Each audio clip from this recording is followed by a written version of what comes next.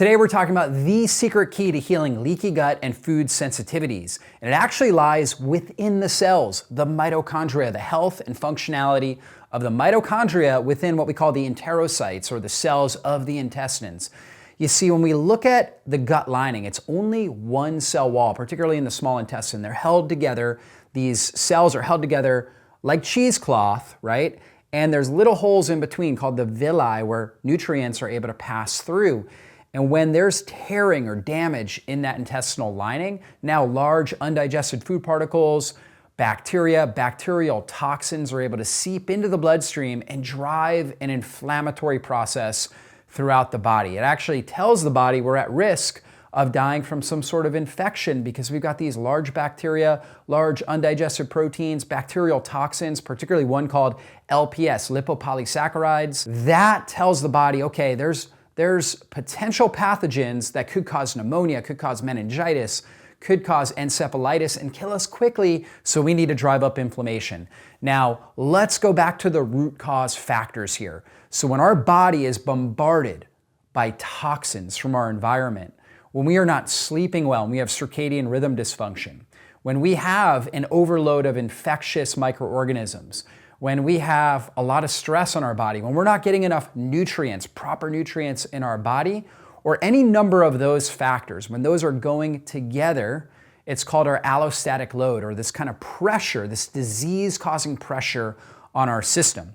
And when we have a high allostatic load, or again, disease-causing pressure pushing down on our body, it causes the mitochondria within the cells to stop producing energy and to actually go into defense mode. So they go out of peacetime physiology and into wartime defense physiology. When the mitochondria do that, they're not able to produce energy well. They're not able to take oxygen out of the intestinal lumen, the environment of the intestines, and produce energy through aerobic respiration. And when that happens, we have excess oxygen now in the intestines.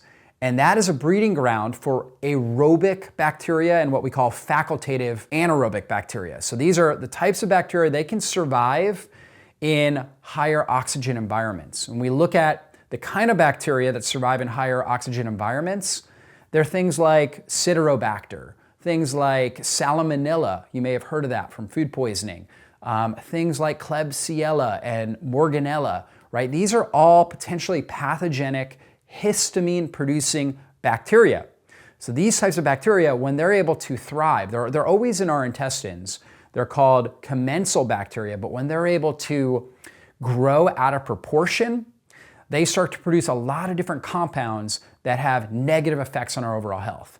So they're postbiotics, or when they break down nutrients, they actually poop out all different types of toxins that drive our immune system, cause more inflammation, more tearing of the intestinal lining, and overall immune dysfunction. They can trigger autoimmunity, they can trigger histamine and mast cell reactions, and we get a wide variety of different symptoms in our body. See, the other type of bacteria are what we call obligate anaerobic bacteria. These are types of bacteria, they cannot survive in high oxygen environments. So these are the good bacteria. These are things like Akkermansia muciniphila, which is called a keystone bacteria. This bacteria, Akkermansia muciniphila, when we have good proportions of that, it's associated with lower rates of all-cause chronic and metabolic diseases, all-cause autoimmune conditions. We also get high amounts of Faecalibacterium prunitii, which is associated with lower risk of inflammatory bowel diseases like ulcerative colitis and Crohn's disease. We also get higher amounts of Bifidobacterium, which is kind of the most well-studied good bacteria in our system, higher amounts of Lactobacillus, Clostridium species. These are the types of bacteria that we want to have in high proportion because many of them are butyrate producing, or they produce postbiotics that actually nourish the mitochondria within the intestinal cells. And so when the intestinal cells are healthy, they're able to suck oxygen out of the intestinal lumen, which now allows the right environment this anaerobic environment for good bacteria to flourish. And those good bacteria, when they break down fibers, and when they break down the different nutrients we're producing, they produce more B vitamins, they produce more vitamin K2, they produce more antimicrobials that keep the other bad bacteria from growing out of proportion. They also produce these short chain fatty acids. The most well-studied is called butyric acid. And butyric acid has this really powerful effect on the mitochondria. So kind of taking it full circle, when good bacteria are able to produce butyric acid, a short chain fatty acid, which is called a postbiotic, right? We consume food. That food is prebiotic, so it's fuel for the bacteria, the probiotic, the good bacteria, and now they produce postbiotics. So they take toxins from the diet and they actually poop out and they produce really good healthy nutrients that support our mitochondria and support our overall health. One of the main ones is butyric acid. And butyric acid goes in, it helps to break down old damaged mitochondria, we call that mitophagy. It helps to increase the amount of mitochondria within the intestinal cells. It also helps to increase the energy production from the mitochondria. So again, it's able to suck more oxygen out, produce more cellular energy. Another great postbiotic is something called urolithin A. This is something that Akkermansia produces, right? So when Akkermansia consumes polyphenols, it produces urolithin A. Urolithin A has this powerful effect on the mitochondria within the enterocytes. The healthier the mitochondria, the less oxygen in the intestines, the better that's going to favor a healthy, diverse microbiome full of butyrate-producing bacteria. And so we really want these butyrate-producing bacteria. That's again going to be things like Akkermansia, Faecalibacterium prusnitzii. It's going to be Lactobacillus paracasei, Lactobacillus plantarum, Lactobacillus rudii, right? A lot of these really powerful, well-studied bacteria that, again, are keystone bacteria that are associated with a healthy microbiome. So kind of taking this full circle, when we support the mitochondria within the intestinal cells, the mitochondria now are able to produce the right amount of energy. They're able to pull oxygen out of the intestinal lumen, produce great energy, which keeps the gut mucosa really healthy. The gut mucosa is actually where the immune system lies. That's what is able to keep pathogens from growing out of control in the intestines. It's able to support the favorability of healthy, diverse microbiome, including the types of bacteria, these obligate anaerobic bacteria that produce really powerful short chain fatty acids and other healthy postbiotics that go in and support the mitochondria again and provide a really healthy, positive feedback cycle in the gut. So super important. So how do we really help support this? Well, number one is we want to reduce stress and our exposure to toxins and address any sort of nutrient deficiencies, right? We want to kind of pull our body out of this cell danger response with low stress, good sleep, really good healthy diet. I recommend a real food-based diet. That's always key. We also want to make sure that we're hitting our fiber threshold. So some people do really well on high fiber diets. Other people don't do well on high fiber diets. These are the people that seem to thrive on a carnivore diet. So some people need very little to almost no fiber in their diet, and they actually do better on that. Whereas other people need more moderate to high fiber. And most of us are kind of in between. It's like a bell curve.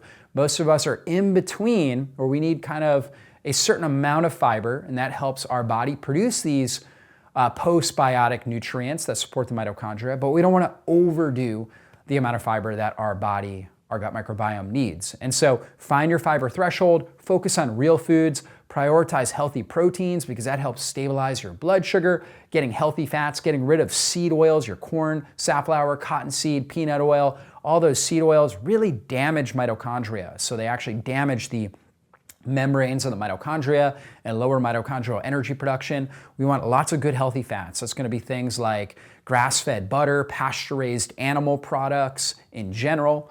It's going to be coming from things like avocados, high polyphenol, extra virgin olive oil. Those are all our healthy fats that we want to be consuming that are going to support healthy mitochondrial function. We want colorful fruits and vegetables up to our certain fiber and plant-based threshold.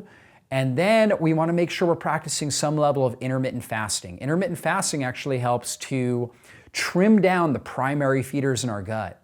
And so these are the types of bacteria that will overgrow, right? And when we actually intermittent fast, it helps the secondary feeders, the ones that are deep in the mucosa, things like Akkermansia, things like Faecalibacterium prusnitzii, these keystone key bacteria, they're able to grow in greater proportion while the primary feeders back down. It's almost like de-weeding our garden. So intermittent fasting gives time to trim down primary feeders, increase secondary feeders, create greater diversity in the gut microbiome. It also takes stress off the gut, which allows the gut lining to heal. It also is a trigger for mitophagy, or the breakdown of old damaged senescent mitochondria, and the production of new healthy stress-resilient mitochondria. So we get better enterocyte mitochondrial function, again, to pull more oxygen out of the intestinal lining, to produce more cellular energy, and to create just a more stress-resilient gut lining. So intermittent fasting is really key here as well. Of course, we want to keep stress under control. We want to make sure we're sleeping really well.